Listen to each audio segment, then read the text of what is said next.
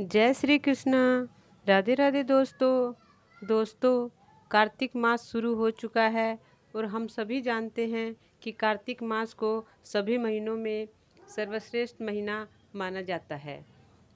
अपने पिछले एक दो वीडियो में मैं आपको कार्तिक मास का महत्व, तुलसी जी का महत्व और तुलसी जी की संपूर्ण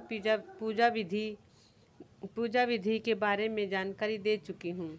आज मैं आपको बताने जा रही हूँ कि तुलसी का एक छोटा सा बहुत ही सरल उपाय जो आपके घर की सारी नेगेटिव एनर्जी अर्थात नकारात्मक ऊर्जा को दूर कर देगा। दोस्तों, तुलसी का पौधा पवित्र और दैवीय गुणों से भरपूर होने के साथ साथ औषधीय गुणों से भी युक्त होता है। तुलसी का पौधा जिस घर में होता है उसकी नकारात्मक ऊर्जा, वास्तु दोष, कलह क्लेश, दरिद्रता सब स्वतः ही दूर हो जाते हैं। घर का वातावरण पवित्र और शुद्ध हो जाता है। तुलसी में रोग के कीटाणुओं को मारने की शक्ति होती है, इसलिए जिस घर के आंगन में तुलसी होती है उस घर की हवा में भी औषधीय गुण आ जाते हैं, जिससे बीमारी फैलाने वाले कीटाणुओं का नाश होता है और घर का वातावरण शुद्ध और पवित्र हो जाता है। दोस्तों, तुलसी की महिमा अनंत है। कुछ मिनटों के वीडियो में इसकी महिमा का वर्णन करना बहुत मुश्किल है, इसलिए अपने कुछ और वीडियोज़ में मैं आपको तुलसी के फ़ायदे और उपयोगिता बताऊंगी। आज मैं आपको बताने जा रही हूँ एक छोटा सा उपाय जो पूजा के दौरान ही आप कर सकते हैं। उपाय है तो बिल्कुल छोटा सा और सरल सा, मगर इतना शक्तिशाली और कारगर है कि कुछ ही दिनों में आपको इसके सकारात्मक परिणाम नज़र आने लगेंगे। दोस्तों, ज़रूरी नहीं कि ये उपाय आप कार्तिक मास में ही करें। तुलसी पूजा तो वर्ष भर प्रतिदिन की जाती है, इसलिए आप ये उपाय कभी भी कर सकते हैं। कार्तिक मास में तुलसी पूजा का महत्व कुछ अधिक होता है और इस मास में की गई पूजा विशेष फलदायी होती है, इसलिए आप कार्तिक मास में ये उपाय करेंगे तो ज़्यादा लाभ होगा। तो आइए दोस्तों, उपाय की तरफ चलते हैं। उपाय इस प्रकार है।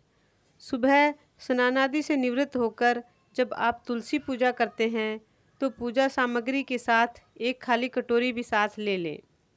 कटोरी आप तांबे की, पीतल की, चांदी की या स्टील की किसी भी धातु की ले सकते हैं। अब सबसे पहले तुलसी की जड़ में जल अर्पित करें। जल तांबे के लोटे से ही अर्पित करें तो उत्तम होता है। अब तुलसी के नीचे वह खाली कटोरी रख दें। तुलसी की जड़ में पानी डालने के बाद अब जो लोटे में बाकी जो बचा हुआ पानी है उसे तुलसी के ऊपर पत्तों आदि में इस तरह डालें जैसे आप तुलसी जी को स्नान करा रहे हों। तुलसी की पत्तियों में से जो झरकर जो जल नीचे गिरेगा वह उस कटोरी में इकट्ठा हो जाएगा। अब आप अपनी बाकी पूजा विधि जैसे करते हैं रोज़ की तरह वैसे कर लें। जैसे तुलसी जी को चंदन का तिलक लगाएं, मौली अर्पित करें, अक्षत अर्पित करें, पुष्प या पुष्प माला अर्पित करें और उनको भोग प्रसाद चढ़ाएं और धूप दीप से उनकी आरती करें या स्तुति करें। इस प्रकार आप उनकी पूजा करने के बाद में अंत में आप तुलसी माँ से पूजा में हुई त्रुटियों के लिए क्षमा मांगें और अपने मस्तक को नवाकर उनको प्रणाम करें। अब आप वह कटोरी उठा लें जिसमें तुलसी जी को अर्पित किया हुआ जल, थोड़ा सा जो जल है वो इकट्ठा हुआ है, उस जल को अब आप अपने पूरे घर में छिड़क दें, चाहे तो परिवार के सदस्यों पर भी छिड़क दें।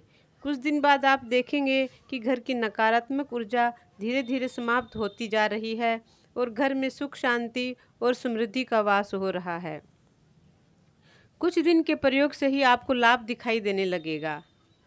रविवार और एकादशी के दिन ये उपाय न करें, क्योंकि इस दिन तुलसी जी को जल अर्पित नहीं किया जाता।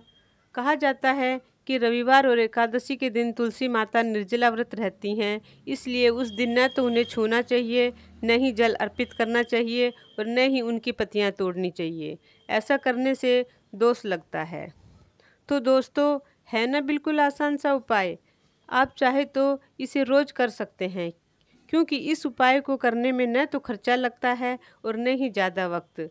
जितना वक्त आप तुलसी जी की पूजा करने में लगाते हैं उतने ही वक्त में ये उपाय भी हो जाता है। दोस्तों, उपाय आप अवश्य करना और कमेंट में बताना कि आपको कितना लाभ हुआ। वीडियो अच्छी लगी हो तो लाइक, कमेंट और शेयर अवश्य करें। आज के लिए बस इतना ही। अगले किसी वीडियो में फिर मिलती हूँ एक नई जानकारी के साथ।